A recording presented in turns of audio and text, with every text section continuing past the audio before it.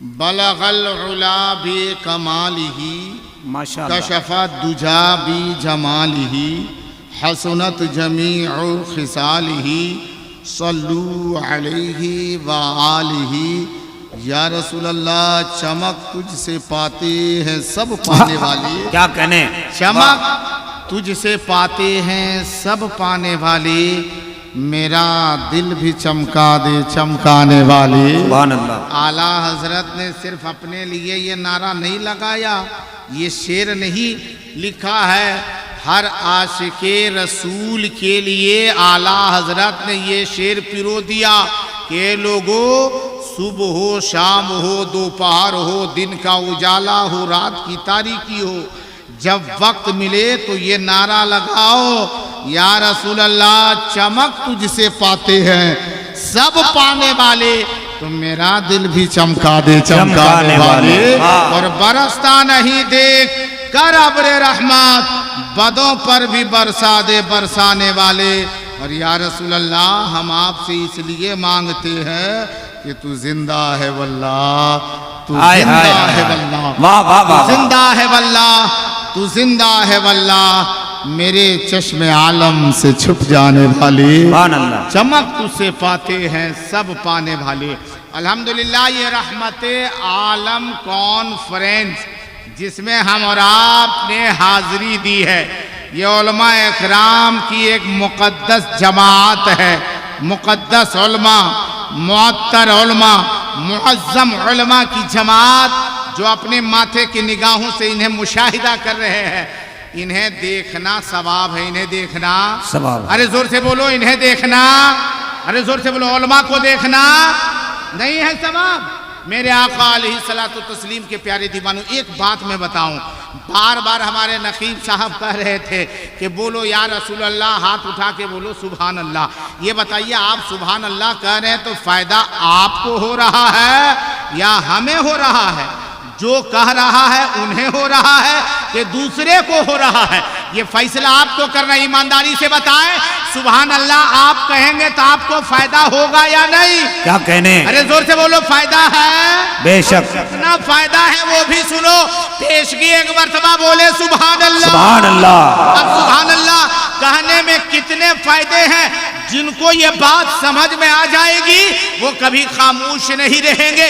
आका अलैहिस्सलातु तस्लीम फरमाते हैं, जो भी कुरान शरीफ का एक हर्फ पढ़ता है, कुरान शरीफ का सुनिए भाई, सुनिए, हर्फ पढ़ता है, कितना पढ़ता है? वो जोर से बोलो, कितना? अरे पीछे वाले बोले कितना? एक हर्फ पढ़ता है, अल्लाह रब्बुल इज्जत उसके नाम आमाल में 10 नेकियां अता फरमा देता है। कितनी नेकियां मिलती हैं? अरे जोर से बोलो, कितनी? कुरान का एक हर्फ पढ़े बदले में तुम्हें 10 नेकी मिले। अब देखो लफ्ज़े सुभान अल्लाह, ये कुरान की एक आयत है, ये इसमें लफ्ज़े सुभान अल्लाह कुरान की एक आयत है, जिसमें सीन भी एक अलग हर्फ है, बा अलग है, हा अलग एक हर्फ है, अलीफ एक अलग हर्फ है, लाम ये अलग हर्फ है, हा ये अलग हर्फ है। इसमें कितने हर्फ पूछो इन उलमा से? तकरीबन 9 हर्फ होते हैं। आका फरमाते हैं, कुरान की जो एक हर्फ पढ़ेगा उसके बदले में 10 नेकी मिलेगी। अब जब कोई सुभान अल्लाह कहता है तो उसमें 9 हर्फ होते हैं, गोया एक मर्तबा सुभान अल्लाह कहने से 90 नेकियां। वाह, नारे तकबीर, नारे रिसालत, रहमते आलम कॉन्फ्रेंस। वाह वाह वाह। लेकिन ये बताएगा कौन? आखिर ये बताने वाला कोई होगा तब तो। अच्छा ये बताइए, ये बात को बताएगा कौन? डॉक्टर साहब।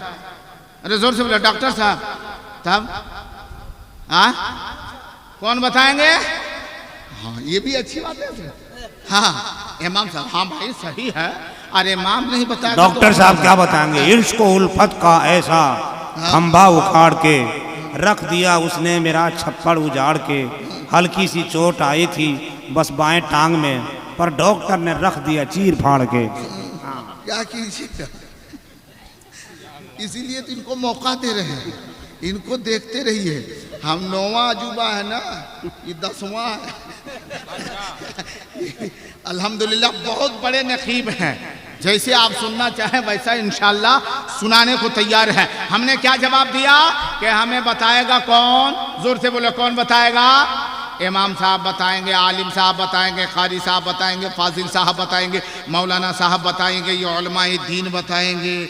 अब बताने वाला कोई नया नबी आने वाला, हाय हाय हाय, अरे जोर से बोलो नबी आने वाला नहीं। अगर यहाँ तक कि एक साहबी ने कहा था, या रसूल अल्लाह जब कोई नया नबी आएगा नहीं और हम नबी की जियारत करना चाहे, या रसूल अल्लाह आप हमारी नजरों से जब ओझल हो जाएंगे, या रसूल अल्लाह और अगर हम आपको देखना चाहे तो कैसे देखेंगे? तो मेरे आका ने फरमाया था, अगर मुझे जो देखना चाहे, जो मेरे बगल में बैठना चाहे, जो मुझे मुसाफा करना चाहे, जो मुझको सलाम करना चाहे, अगर ये दिल में ख्वाहिश है तो किसी उलमा के बगल में बैठ जाना, जो किसी आलिम दीन के बगल में बैठ गया गोया कि वो नबी के बगल में बैठ गया। जिसने किसी आलिम को सलाम किया गोया कि उसने नबी मुस्तफा जाने रहा। हाय हाय हाय, सुभान अल्लाह, कर लिया। सुभान उसने किसी आलिम से मुसाफा किया गोया कि उसने किससे मुसाफा किया?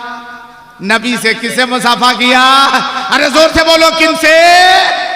बताओ, इमाम का मर्तबा ऊंचा है कि नहीं? अरे मौलाना का मर्तबा ऊंचा है कि नहीं? सबसे बड़ा मर्तबा भी किसका है? अभी यहाँ में देखो उलमा का मर्तबा ज़्यादा है ना। हमारे इमाम जिसके पीछे हम नमाज पढ़ते हैं, वो रुकू करे तो हम रुकू करें, वो सजदा करे तो हम सजदा करें, वो क़याम में जावे तो हम क़याम में जावे। ऐसा तो नहीं है कि वो सजदा करेगा तो हम क़याम करेंगे, वो रुकू करेगा तो हम सजदा करेंगे। ऐसा होता है क्या? जमात में है तो इमाम झुका तो हम भी झुके, और गड़बड़ी अगर कहीं इमाम में हो गई तो सज़ा हम सबों को पड़ेगी। होता है कि नहीं?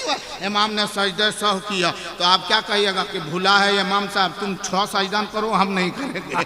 ऐसा होता है क्या? है? इमाम अगर सजदे सहव करे तो हमें भी सजदे सहव करनी है। गोया इमाम मुक्तदी से आला होता है, तभी कहीं जाके इमाम हुआ करता है। होता है कि नहीं? बोलो भाई, होता है ना? अरे होता है ना? अल्हम्दुलिल्लाह। और इमाम मौलाना आलिम का मर्तबा वैसे ऊंचा नहीं है। हर नेक काम में इमाम आगे, हर नेक काम में इमाम। अरे जोर से बोलो। बच्चा पैदा हो तो आजान कौन देगा? अरे जोर से बोलिए, कौन देगा? कौन देगा? बच्चे के पेट में दर्द हो जावे तो पानी दम कौन करेगा? सर में दर्द हो जावे तो सर को दम कौन करेगा? अरे जोर से बोलिए, कौन करेगा? हाँ, बीमार पड़ जाए तो फूंक फाक किसको करवाइएगा? किससे? अरे जोर से बोले, किससे फूंकवाइएगा? इमाम साहब से दम करवा रहे हैं, फूंक फाक करवा रहे हैं। हाँ, यहाँ तक कि मैं कहता हूँ कि जब पैदा होता है, पैदाइश से लेकर के कब्र की कोठरी तक तेरा इमाम साथ देने वाला। वाह वाह। हर नेक काम में इमाम आगे, बोलो है कि नहीं? जोहर में इमाम आगे, जोहर में इमाम। अरे जोर से बोलो, जोहर में इमाम, असर में इमाम, मगरिब इशा में इमाम, फजर में इमाम, ईद बकरीद में इमाम, जुमा में इमाम, जनाजे में इमाम। अच्छा, सबसे पीछे कौन चीज में है पता है? सब ने काम में इमाम आगे, एक ही काम में पीछे, एक ही चीज में। किस में जानते हैं? तनख्वाह में। तनख्वाह में इमाम कम है नहीं? किसी से पूछा जाए इमाम साहब की तनख्वाह कितनी देते हैं? मौलाना साहब कम देते हैं क्या? कम देते हैं 6000। अबे इतना मुँह कल फाड़ रहा है रे।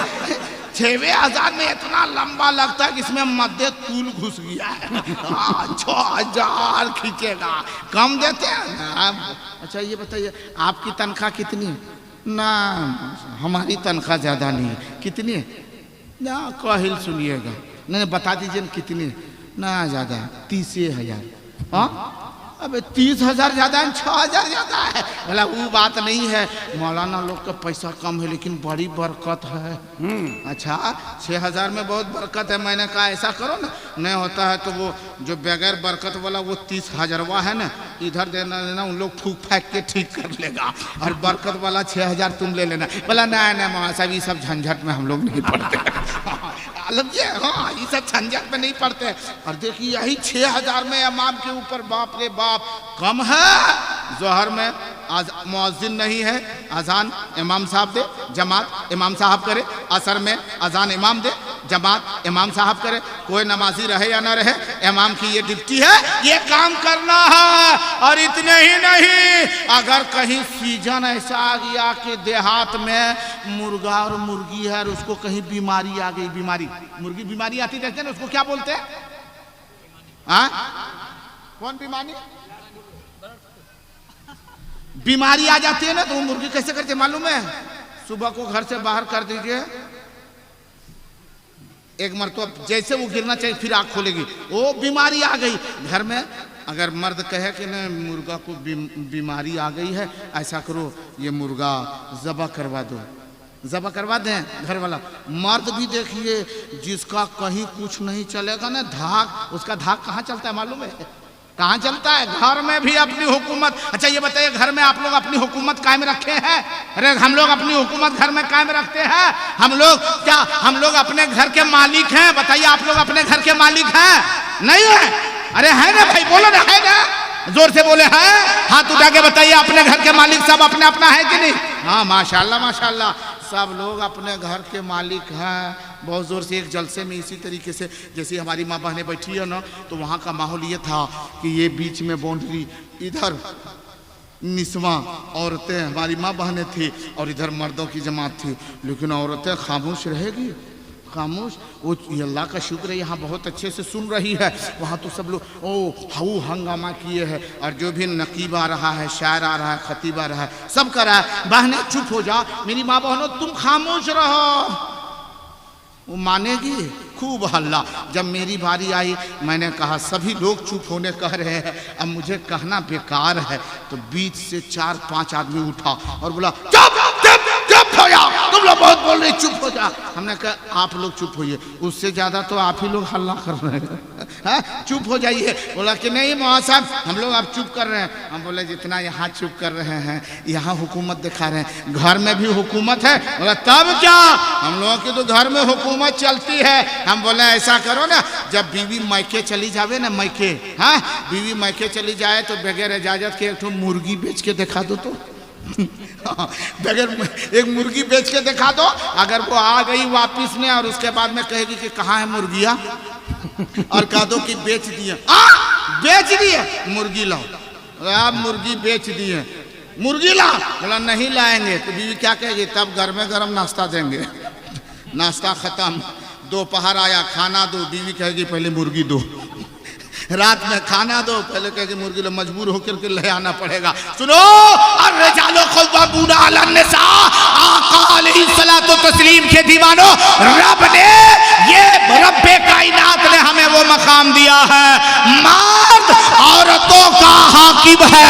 लेकिन एक बात सुनो, ये सारे मर्द हैं, लेकिन उनके दरमियान में हुकूमत की तालीम देने वाला कौन है? वो नाइबे मुस्तफ़ा है, नाइबाने मुस्तफ़ा है, आलिमे दीन है। इन उलमा की जिसने इज्जत कर लिया, उनकी दुनिया भी संवर गई, उनकी आखिरत भी संवरती नजर। नारे तकबीर, नारे रिसालत, मसलके आला हजरत, फैजान आला हजरत, हजरत मौलाना जहांगीर अवैसी, नारे तकबीर। लेकिन आज हाँ, मुर्गी को बीमारी आ गई। आप लोगों को भी कुछ आया क्या? हाँ? आप लोग भी मुर्गी जमा करने जा रहे हैं?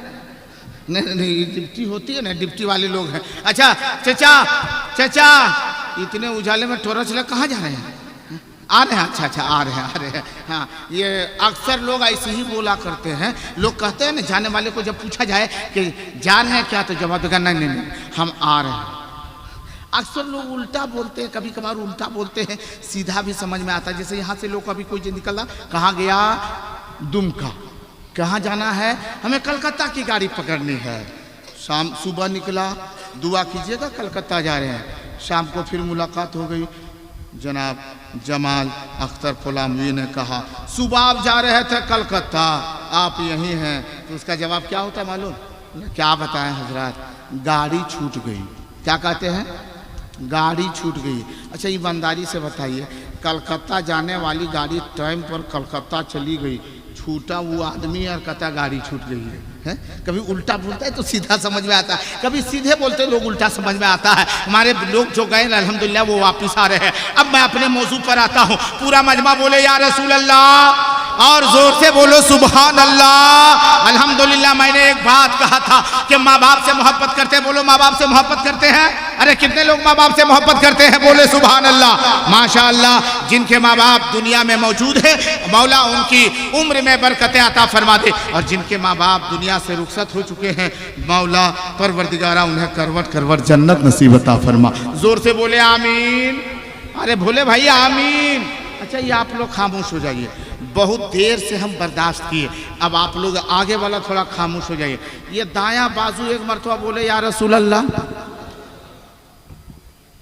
कितना जोर बोल रहे हैं, से सुन रहे हैं ना? हाँ सुने आप लोग, नहीं सुने? एक मरतबा और बता दीजिए, बोले या रसूल अल्लाह। माशाअल्लाह माशाअल्लाह, मतलब इतने ही लोग। वो पीछे ला दूसरे पे रहती है क्या क्या?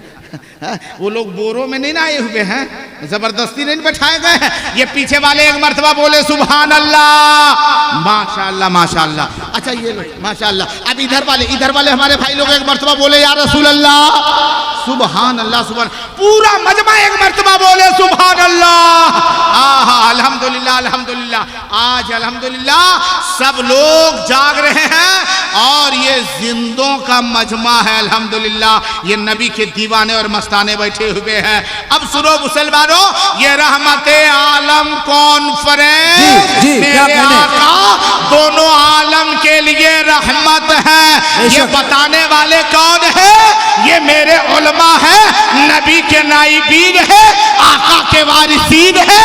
ये बताने वाले हैं कि यकीनन दोनों आलम के रहमत कौन है, बताने वाले ये उलमा है।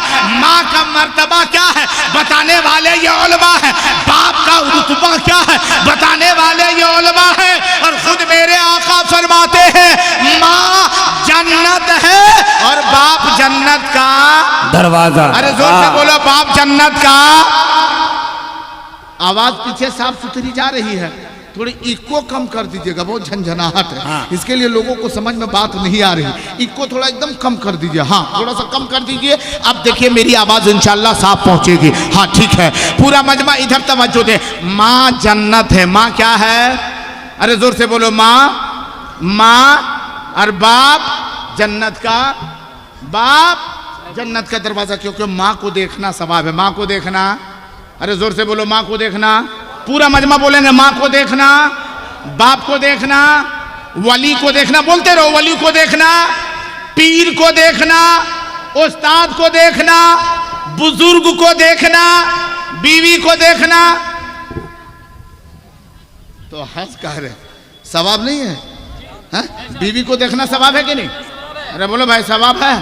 हाँ हाँ हाँ माशाल्लाह माशाल्लाह, लोग समझदार बैठे हुए हैं। हाँ बीवी को देखना भी सवाब है, लेकिन उसमें शर्त है। क्या बात है? उसमें शर्त है। बीवी देखना सवाब है, लेकिन अपनी बीवी को देखना सवाब है। इसका ख्याल कीजिए। आज तो लोग अपने से ज्यादा गैरों पे नजर रखते हैं। और इन बुराइयों से बचो, इन गुनाहों से बचो। एक शौहर ने, एक बीवी ने अपने शौहर से कहा था, ये बताओ, बीवी ने अपने शौहर से क्या कहा, बताओ कि आप हमसे कितनी मोहब्बत करते हैं। एक थोड़ी सी तवज्जो दे, कितनी मोहब्बत करते हैं? शौहर ने कहा बहुत ज्यादा मोहब्बत करता। बोला कितनी मोहब्बत करते हैं बताना होगा। अरे पगली, ये हमारे कुछ दोस्तों अहबाब लोग आए हुए बैठे हुए, इन लोगों के सामने पूछ रही हो कि कितनी मोहब्बत करते हैं। मैं तुमसे बहुत ज्यादा मोहब्बत करता हूं। बीवी जिद में अड़ गई कि नहीं बताना होगा कितनी मोहब्बत करते हैं। अब शौहर बेचारा परेशान है, क्या कहूं। उन्होंने कहा कभी तूने सुना होगा लैला मजनू को कितनी मोहब्बत है, उससे भी ज्यादा मोहब्बत। बोला नहीं, साफ सुथरी लफ्जों में बताइए कितनी मोहब्बत करते हैं। तब शौहर ने कहा इसको देखती हो? कहा हाँ। बोला ये क्या है? बोला ये मोबाइल है, मोबाइल। शौहर ने कहा देखो ये मोबाइल है और इसके अंदर में एक सिम कार्ड है, एक सिम है। जवाब दिया बीवी, बोली हाँ हाँ सिम है। कहा देखो ये मोबाइल से सिम को अलग कर दो तो सिम बगैर मोबाइल के बेकार है, और अगर सिम से मोबाइल अलग कर दो तो मोबाइल बगैर सिम के बेकार है। कहा हाँ। कहा देखो मान लो ये मोबाइल है ना, अंदर में एक सिम है, समझो मैं मोबाइल हूँ और तुम अंदर में जो सिम है उसके तरह तुम बिल्कुल अंदर में हो। बीवी बेचारी बहुत खुश हुई, अरे मेरा शौहर इतनी मोहब्बत करता है जो मोबाइल की तरह अपने को और मुझको सिम की तरह एकदम भीतर में। बीवी बहुत खुश हुई क्या, मेरा शौहर मोबाइल की तरह, हम तो एकदम भीतर में रहने वाले सिम की तरह है। क्या खुशबूदार नाश्ता है, चाय पानी है, खाना है, इंतज़ाम हो रहा है। थोड़ी देर में उसकी सहेली आ गई। उसकी सहेली पूछती है, आज बहुत मुस्कुरा रही है, मामला क्या है? वो बोली कि मेरी सहेली सुनो, मामला ये है कि आज मुझको पता चला कि मेरा शौहर मुझसे कितनी मोहब्बत करता है। पूछती है कि कितनी मोहब्बत करता है, कितनी मोहब्बत करता है? मेरे शौहर मुझसे इतनी मोहब्बत करता है। उन्होंने कहा कि मैं मोबाइल की तरह हूँ और वो सिम, वो मेरा शौहर बोला कि मैं मोबाइल की तरह हूँ और तुम सिम कार्ड की तरह हो, मैंने भीतर में रहने वाला, मैं एकदम भीतर में दिल में रहने वाली हूँ, इतना मेरा शौहर मुझसे मोहब्बत करता है। तो उसकी सहेली हंसने लगी। कहा बेवकूफ़, तुम हंस रही हो, मेरा शौहर मुझसे मोहब्बत करता है इसलिए जल रही हो। कहा नहीं रे पगली, जल नहीं रहे हैं, आजकल के मोबाइल में 3-3 सिम लगता है। अब पता नहीं तुम कौन सिम हो, उसमें इनकॉमिन है कि वह खत्म है। आज ये आलम है, याद करो उस तारीख को जब उस बूढ़े बाप, एक बूढ़ा बाप है, मजदूर है, याद रखो बूढ़ा मजदूर मजदूरी करके अपने बच्चों की परवरिश कर रहा है, मजदूरी करके अपने बीवी को खाना खिला रहा है। लेकिन वक्त ऐसा आ गया, कौम ने देखा ये बूढ़ा है, ये सही से ईंट भी नहीं उठा सकता, ये सही से गारे मिट्टी नहीं उठा सकता। लोग उसे मजदूरी कराने नहीं ले जाने लगे, कोई काम ना देने लगा। एक दिन भूखा रहा, उसकी बूढ़ी बीवी गई दूसरे के घर में और जाने के बाद में वहां पहुंच के कहती है, मैं तेरे घर के बर्तन धो देती हूँ, तेरे घर के जो है झाड़ू लगा देती हूँ, साफ सुथरा कर देती हूँ, झाड़ी पोछा लगाती हूँ, मुझे 2 रोटी दे दो। उस घर वाले ने उसकी खिदमत देख करके 5 रोटियां दी है। जिसके 3 बच्चे हैं, एक बेटी बड़ी है, 2 छोटी बच्चियां छोटी है और एक खुद है, एक उसका शौहर है। मिलजुल करके ये 5 परिवार है। 5 रोटियां लेकर के आई है, एक रोटी इस बेटी को, एक रोटी उस बेटी को, एक रोटी उस बेटी को, 2 रोटी बच जाती है। खुद अपने शौहर को 1 रोटी खिलाती है, 1 रोटी रपेट करके ताक पे रख देती है। शौहर ने कहा था, ए मेरे शरीके हयात, आखिर तुमने ये रोटी उस जगह पर क्यों रख दी, खुद क्यों नहीं खाती? कुर्बान जाओ मेरे माँ बाप, मेरी माँ बहनों सुनो, देखो मोहब्बत क्या हुआ करती है। वो बूढ़ी औरत कहती है, मेरे सरदार कल फिर आपको काम पे जाना है, कल दिन भर आप काम करेंगे, मजदूरी करेंगे, किसी ने काम दे दिया, हो सकता आपको खाना नहीं देगा, यही रोटी लेकर के आप चले जाएंगे। दिन में दोपहर में लोग पानी पिएंगे, उस वक्त ये रोटी खा करके आप भी पानी पी लेंगे।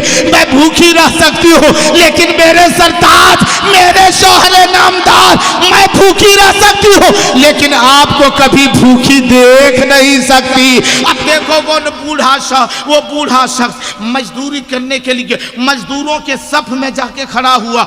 आए लोग, जवान देखा उसे ले गया, नौजवान देखा उसे ले गया, हट्टा कट्टा बाजू वाला देखा उसे ले गया। इस बूढ़े को किसी ने न ले गया, किसी ने काम ना दिया। 1 दिन गुजरा, 2 दिन गुजरे, कोई काम ना दिया। तीसरा दिन बूढ़ा शख्स अपने घर में रोने लगा, वो औरत उसकी बीवी भी रोने लगी। आखिरकार अब हमारी जिंदगी कैसे गुजरेगी? ऐ कौम के मुसलमानों सुनो, उसी में उसकी एक बेटी है जो 18 साल की है। कभी वो बूढ़ा बाप कहता था, आखिर जब खाने के लिए हमारे पास 2 रोटी का इंतजाम नहीं है, इस जवान बेटी की हम शादी कैसे करेंगे? कभी वो बूढ़ी माँ कहती, मेरे सरताज अगर ये झोपड़ी बेच देंगे फिर भी बेटी के हाथ को मेहंदी नहीं सजा पाएंगे।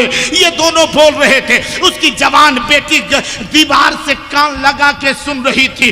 अब वो बेचैन होती है कि मेरे बूढ़े माँ बाप बहुत तकलीफ में है। अब देखो वो लड़की है जो जवान है, 18 साल है, दूसरे दिन सुबह को क्या कहती है, ए मेरी माँ मुझे इजाजत दे दो, मैं फलाने अपने सहेली के यहाँ शादी में जाना चाहती हूँ, मुझे इजाजत दे दो। माँ कहती है जा जा बेटी जा, 3 दिन से भूखी है, कहीं शादी में मेरी बेटी चल। नारे तकबीर, नारे रिसालत, सुभान अल्लाह।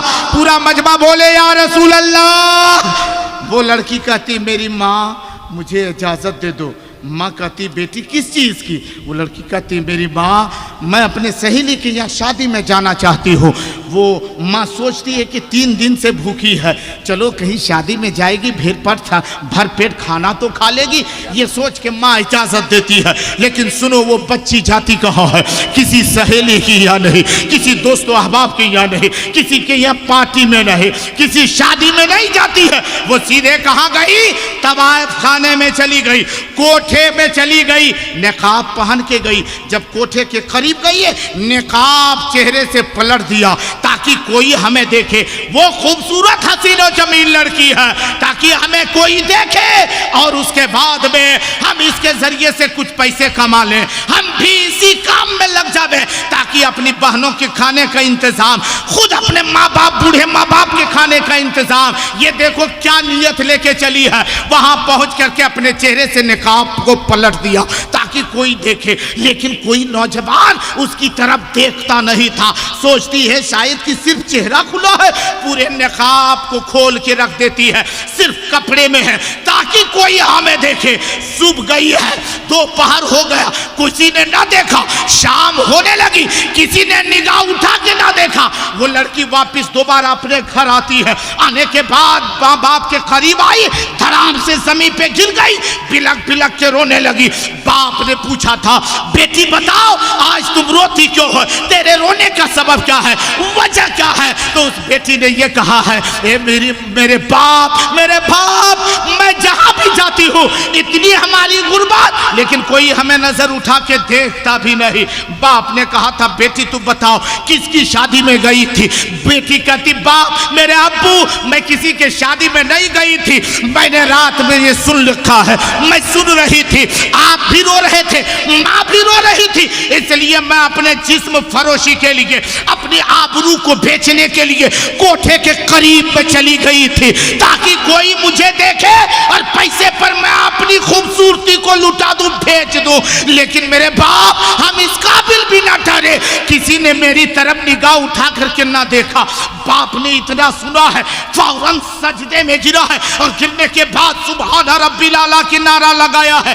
फिर उठ करके पूछता है बेटी बताओ क्या किसी ने तेरी तरफ नजर उठा के देखा है? बेटी कहती बाप मेरे अब्बू किसी ने मेरी तरफ नजर उठा के नहीं देखा। उस वक्त फिर बाप उसका सजदे में जाता है, फिर पूछता है बेटी बताओ किसी ने तेरी तरफ नजर उठा के देखा, किसी ने तेरी आबरू पे हाथ डाला? बेटी कहती हाथ डालने की बात कोई तो मुझे तो मेरी तरफ देखता भी नहीं था।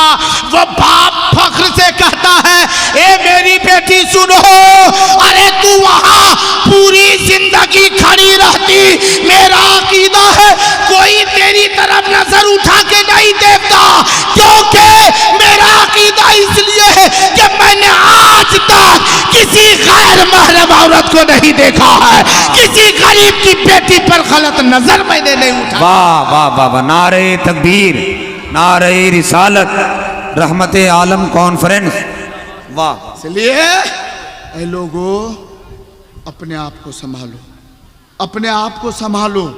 आज हम इससे काफी दूर हैं, गुनाहों में डूबे हुए हैं, गुनाहों में लथपथ हैं। आज आलम क्या है जानते, बहुत बड़ा अलमिया है। अच्छा ये बताइए अभी जो मौका ये वक्त चल रहा है ना, शादी ब्याह का वक्त चल रहा है, बोलो भाई चल रहा है कि नहीं? अरे बोलो भाई शादी ब्याह का वक्त है ना। नारे तकबीर, और धीरे बोलिए आप लोग। हाँ। नारे तकबीर, नारे रिसालत, शायर इस्लाम ख्वाजा गुलाम सरवर, माशाअल्लाह एक अच्छी आवाज़, खूबसूरत आवाज़। धामनगर उड़ीसा सरकार मुजाहिद मिल्लत का फैज़ान हज़रत ख्वाजा गुलाम सरवर उड़ीसा की शक्ल में मिंबर शरीफ पर वरूद व मसूद हो रहे हैं। इनके खिताब के बाद इंशाअल्लाह उनका कलाम होगा। फिर फिर इंशाअल्लाह खतीब इनकलाब आफरी हज़रत अल्लामा मुफ्ती गुलफाम रामपुरी साहब किबला का खिताब नायाब होगा, फिर सलाम होगा। आप भी अपने घर, हम भी अपने घर। माशाल्लाह, इधर तवज्जो दें, ये शादी का मौका है, हर लोग अपनी बेटी का शादी करते हैं, बेटा का शादी करते हैं। इधर तवज्जो दें, इधर तवज्जो दें। अरे बोलो भाई, शादी करते हैं कि नहीं करते हैं? करते हैं ना? हाँ माशाल्लाह, शादी करते हैं और करनी भी चाहिए, क्योंकि शादी करना सुन्नत है। शादी करने सुन्नत भी है, अमल तो करते हैं, लेकिन मुकम्मल शादी में खुराफात है। सुन्नत तो है, लेकिन शादी में मुकम्मल खुराफात है। हाँ, बहुत खुराफात है। अच्छा ये बताइए, अच्छा जब बेटी की शादी करने वाले होते हैं जो लोग ना, अगर एक बेटी की शादी करनी हो, दो बेटी की शादी करनी हो, जब शादी का वक्त आता है तो बेटी के बाप का कलेजा धक धक करता है। पता नहीं कैसा दामाद मिलेगा, कैसा समधी मिलेगा, कैसे हम अपनी बेटी की शादी करेंगे, ये सब सोचते रहते हैं। और बेटा वाला का मत पूछिए, बेटा वाला तो वो अलगे मोछ में घी लगाए रहता है। हाँ बहुत, कि हमें लेना है, लेना है। हाँ हाँ, हमें लेना है। अरे देसी घी लगाते हैं। हाँ, बेटी वाले से हमें लेना है। कितना लेना है? कभी कभार तो आज का अल्हम्दुलिल्लाह उलमा ने बहुत तबलीग की है, ये लोगों बेटियों के बाप से जहेज मत मांगो, डिमांड मत करो, इन गुनाह में मत पड़ो, क्योंकि इसके पाई पाई का हिसाब कल क़यामत के दिन देना। बहुत अच्छे, बहुत एक जर्रे जर्रे का हिसाब देना पड़ेगा। आज लोग कहते हैं ना, बेटियों के बाप से मांगते हैं, कम नहीं मांगते, पैसा नहीं। कोई कोई तो ऐसा कहता है हमको कुछ मांग नहीं है, कोई डिमांड नहीं है। क्या मांगते? जे नहीं कुछ मांग नहीं है, हमें सिर्फ बेटी चाहिए। हम माशाल्लाह बहुत नेक लोग हैं। हाँ, हमें सिर्फ बहू चाहिए, हमें हमारा कोई मांग नहीं है। लेकिन जो दामाद होने वाला है उसको खाली खुश कर दीजिए। अरे वो कैसे खुश होगा रे? कुछ तो आइडिया होगा ना कैसे खुश होगा। तो बेटा का बाप क्या बोलता मालूम है? कि गैलेंबर है घर में। एक दिन बोल रहा था वो कि गैलेंबर है, ये है, प्लाटिना है, ये है, और स्प्लेंडर प्लस है, ये है, बुलेट नहीं है। ये लड़का बोल रहा था, हम मांग नहीं रहे हैं, खाली खुश कर दीजिएगा। आपकी कौन चीज़ मांगेगा? रे बेटी बाप के करेजवा मांगेगा? है क्या मांगेगा? है मुसलमान, आज बेटियों के बाप के ऊपर जो तुम इतना जुल्म कर रहे हो, याद रखो। अरे आज कहते लोग कि मुसलमान इतना गरीब कैसे होते जा रहा है। आज तुम बेटी की शादी कर रहे हो ना, आज तुम जमीन बेच रहे हो। कल हम बेटी की शादी करके तुम्हें जब बेटी दे रहे हैं ना, तो हम जमीन बेच रहे हैं। और जो पैसा जमीन बेचने के बाद बेटे के बाप को दिया जाता, उससे वो जमीन नहीं खरीदता, वो मकान नहीं खरीदता, वो दुकान नहीं खरीदता। उस पैसे को क्या करता है? गलत काम में लगाया। बारात गया तो वो डीजे मत पूछिए, आए डीजे ऐसे। और नौजवान लोग भी ऐसे डीजे का आशिक है, जैसे डीजे ढीस ढास ढूस होगा, लगता है कि नौजवान स्प्रिंग पर है, अपने हिलना शुरू हो जाता है। हाँ, और जैसे इधर ढीस ढास ढूस है, उधर बेटा का बाप पूरा खुश है।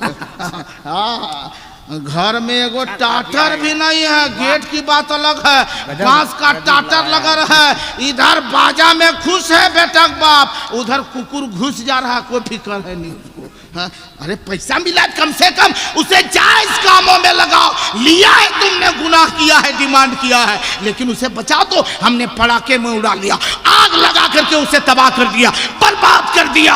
और फिर उसके बाद जब मेरी बेटी की बारी आई, मैंने भी दिया, उसने भी बर्बाद कर दिया। सब लोग अपनी जमीन को बेच रहे हैं। आज मुसलमान गुर्बत के दलदल में फंसते जा रहे हैं। ऐ लोगों, इन बलाओं को दूर करो। आका फरमाते हैं, आका फरमाते हैं, तुम अपने बेटों की शादी, अपनी बेटियों की शादी दौलत की बुनियाद पर दौलत देख के मत करो। ये देखो कि इसके अंदर मुस्तफा जाने रहमत की सीरत है कि नहीं, फातिमा की सीरत है कि नहीं, फातिमा का किरदार है कि नहीं, नबी का इखलाक व किरदार इनके अंदर मौजूद है कि नहीं। बहुत अच्छे। नारे तकबीर, नारे रिसालत, रहमत आलम कॉन्फ्रेंस, बहुत अच्छे आज माशाअल्लाह। हम इन चीजों से दूर हैं। एक बहुत आखिरी बात बता दूं मैं, एक आखिरी बात, क्योंकि वक्त मेरा खत्म हो चुका है। एक आखिरी बात को सुनो। आप जानते होंगे सुल्तान सलाहुद्दीन अय्यूबी, सुल्तान सलाहुद्दीन अय्यूबी के बाप का नाम क्या है मालूम है? गवर्नर नजमुद्दीन अय्यूब उनके बाप का नाम है। बहुत काफी उम्र हो चुकी थी, उसकी शादी नहीं हुई थी। सुल्तान सलाहुद्दीन अय्यूबी माँ बाप की शादी के बाद पैदा हुए, लेकिन उनके बाप की एक बात बताता हो, सुल्तान नजमुद्दीन की उम्र ज्यादा हो गई लेकिन शादी नहीं हुई। उनके भाई सुल्तान नजमुद्दीन के भाई असदुद्दीन ने कहा था, मेरे भाई असदुद्दीन शेर ने कहा था, भाई आप शादी कर लो ना, आपकी शादी नहीं हो रही इसलिए आपसे मैं छोटा हूं तो मैं भी रुकावट में पड़ गया हूं। आपकी शादी हो जाती तो मेरी शादी हो जाती, मैं लड़की तलाशूं। तो उस वक़्त नजमुद्दीन ने क्या जवाब दिया था? बताओ कौन सी मेरे लिए लड़की तलाशोगे? कहा कि शाह सल्जूक की बेटी या वजीर मुल्क की बेटी से तेरा रिश्ता कर देते हैं। उन्होंने कहा था नजमुद्दीन ने, मुझे उसकी वो बेटी नहीं चाहिए, मुझे पसंद नहीं है। इतनी खूबसूरत, वो भी बादशाह की बेटी, हसीन भी है, मालदार भी, पैसे वाले, इतनी खूबसूरत, फिर भी तुझे पसंद नहीं? जवाब दिया, हाँ हाँ मुझे ऐसी लड़की नहीं चाहिए, मुझे वो लड़की पसंद नहीं है। तो उसके भाई असदुद्दीन ने पूछा था, मेरे भाई तू बता कि तुझे कौन सी लड़की पसंद है? तो सुनो नजमुद्दीन का जवाब सुनो। उन्होंने कहा था, मेरे भाई मुझे वो लड़की चाहिए शादी के लिए, मुझे वो लड़की पसंद है, मेरी वो बीवी बने जो मेरी अंगुली को पकड़ के मुझे जन्नत में ले जाए। इतने नेक बीवी चाहिए। अब वैसी लड़की कहाँ मिले?